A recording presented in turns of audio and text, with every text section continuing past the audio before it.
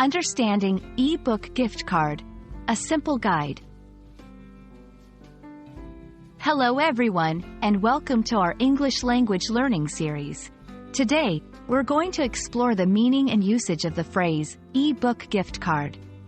This is a common term in the digital age, and understanding it can be very helpful, especially if you enjoy reading or giving gifts. Let's dive in. eBook gift card is a compound phrase, meaning it combines multiple words to create a new, specific meaning. Let's break it down. eBook. This is a short form of electronic book. It refers to a book that is available in digital format, often readable on devices like e-readers, tablets, or computers. Gift card.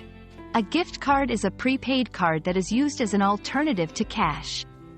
It's usually given as a gift and can be used to purchase items from specific stores or services.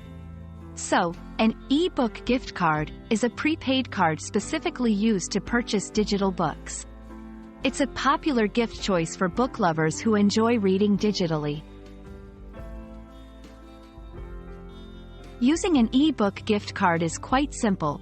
1. Purchase the card. You can buy an eBook gift card from bookstores, online retailers, or specific eBook platforms. 2. Give it as a gift. These cards make excellent gifts for friends or family members who enjoy reading. 3. Redeem and buy books. The recipient can use the card to buy ebooks from the specified platform.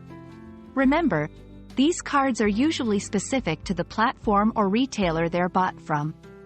So, if you buy a gift card from one ebook retailer, it might not work on another platform. eBook gift cards offer several advantages. Convenience. They are easy to purchase and use. Choice. They give the recipient the freedom to choose their own books. Digital format. Perfect for those who prefer reading on digital devices. Eco-friendly.